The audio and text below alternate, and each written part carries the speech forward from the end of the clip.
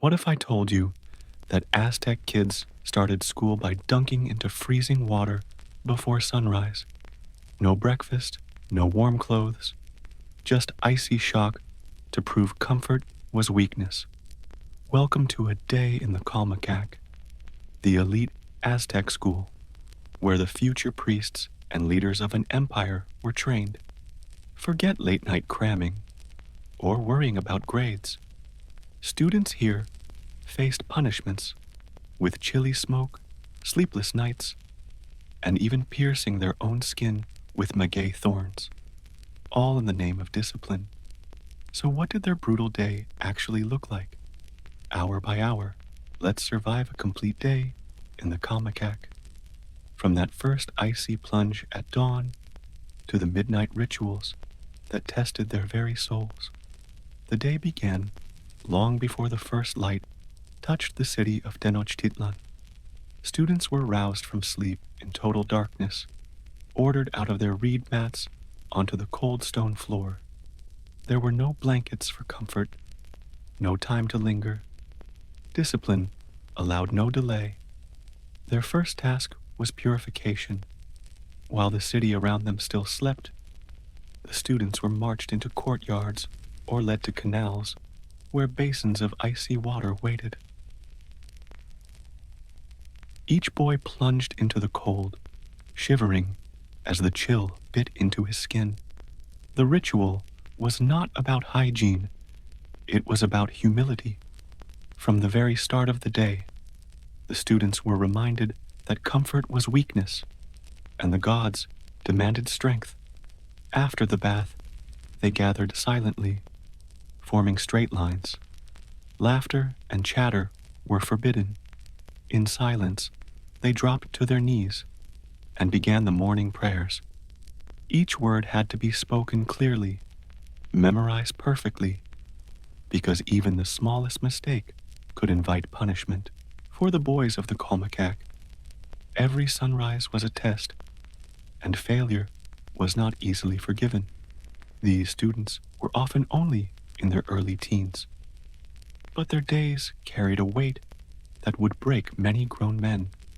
And what awaited them after this cold awakening was even harder, because life in the Calmecac demanded more than endurance. It demanded absolute devotion to body, mind, and spirit. As the horizon began to glow, the students of the Calmecac did not ease into their morning. There was no generous breakfast to look forward to. Meals here were sparse by design. At times, they received only a thin maize tortilla or a handful of beans. Hunger was not a punishment.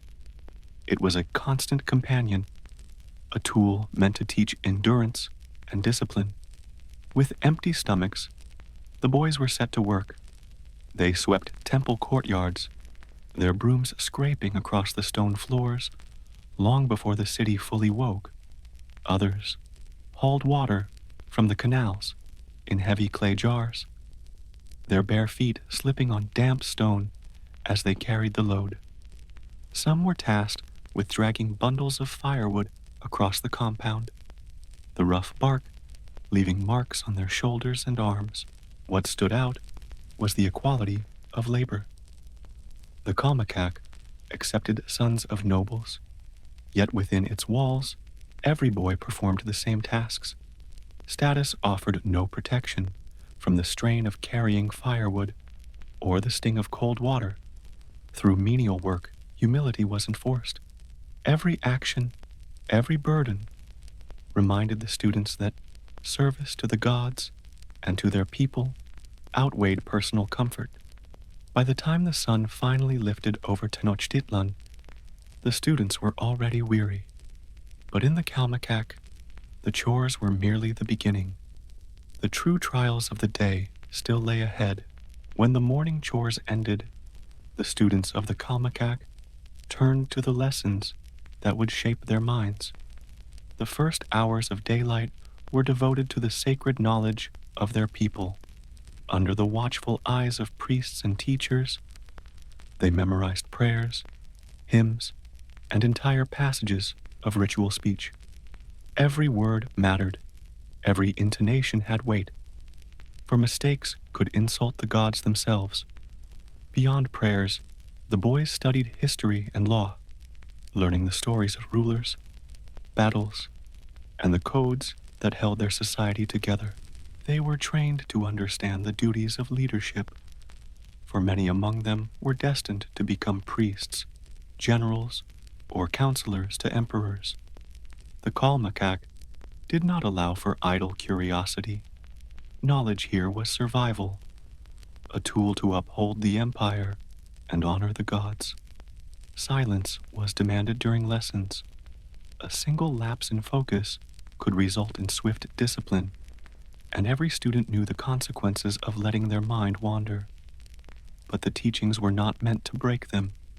Instead, they were meant to forge students into vessels of memory, carrying forward the wisdom of generations. By midday, their stomachs still ached from hunger, their bodies still sore from labor, yet their minds had been stretched and tested, and as the sun climbed higher over the city, the lessons of discipline would move from the classroom to the body.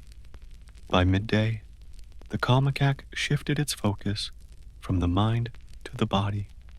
The boys, already drained from morning prayers, chores, and lessons, were sent into the courtyards to endure physical training. There were no games here, no playful contests.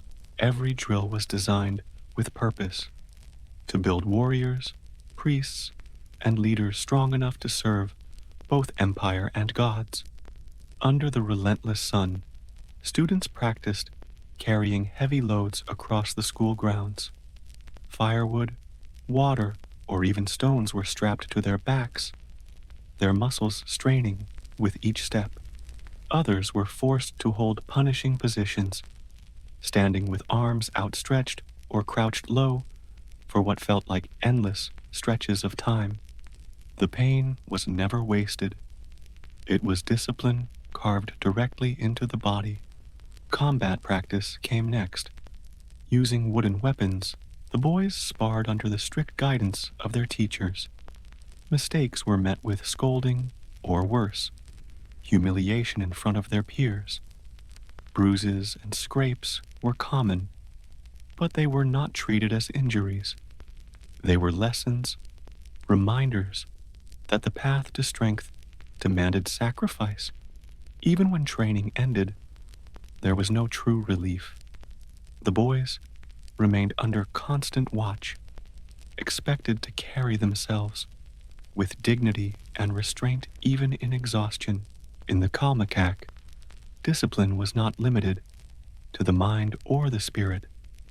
It was enforced in every muscle, every movement, every breath. And as the sun burned higher in the sky, the students learned that mistakes were not simply corrected, they were punished. In the Calmecac, mistakes were not tolerated. A missed prayer, a sloppy stance, even the smallest sign of laziness could bring swift consequences.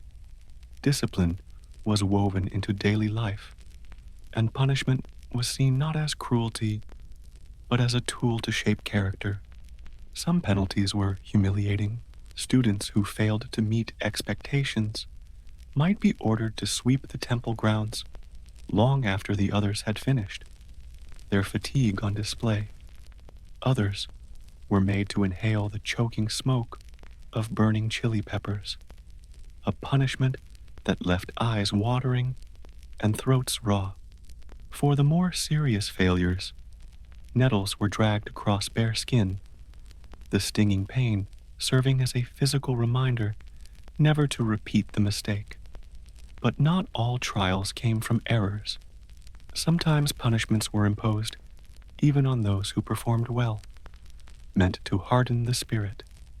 A boy might be forced to carry heavy bundles of firewood across the courtyard long after his arms shook with fatigue, or to kneel on sharp stones until his knees bled.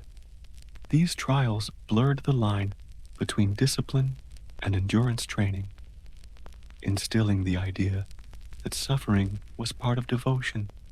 In the Calmecac, pain was never wasted. It was instruction, as important as prayers or combat drills. Every bruise, every blister, every burning lung taught the students that weakness had no place in their lives. And as the day wore on, they carried those lessons into the rituals that awaited them when night fell. As the sun sank behind the temples of Tenochtitlan, the Calmecac shifted once more into the realm of the sacred.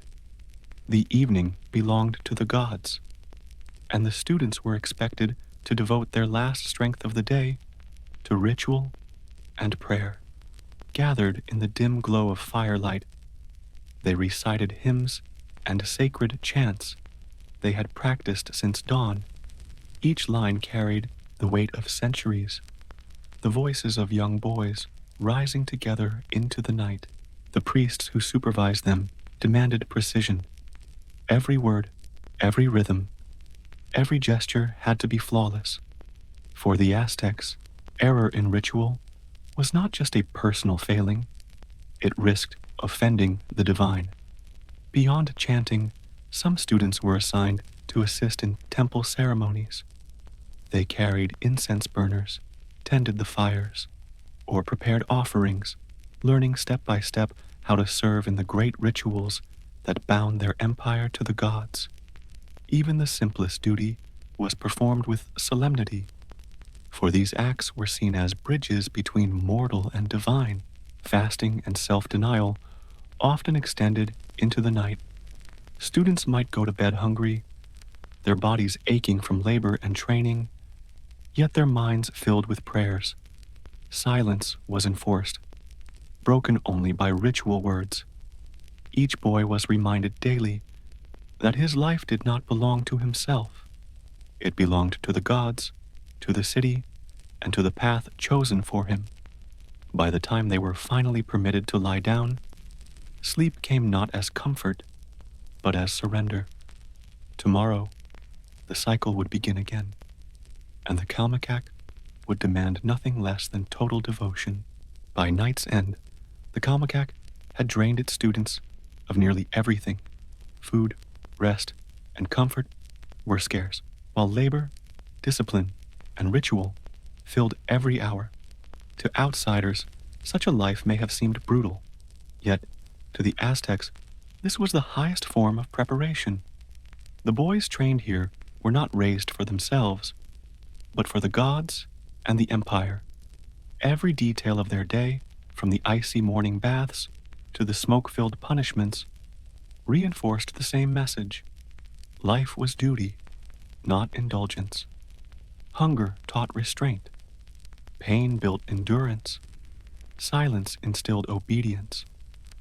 The Calmecac was not just a school. It was a forge, shaping children into the leaders, priests, and warriors who would hold the Aztec world together. Few could withstand the weight of this devotion. The demands were relentless, and failure was punished as harshly as weakness. Yet for those who endured, the reward was profound. Graduates of the Calmecac carried immense responsibility and respect. They became guardians of sacred knowledge, commanders on the battlefield, or voices of counsel in the emperor's court. Their suffering was a badge of honor, proof that they had been hardened in body, mind, and spirit. The Calmecac asked everything of its students, and in return, it gave them the strength to carry an empire on their shoulders. In the end, the story of the Calmecac is not just about hardship. It is a testament to the lengths a civilization will go to preserve knowledge, power, and faith. For those students, every day was a test, and every day they survived was proof of the extraordinary discipline that bound the Aztec world together.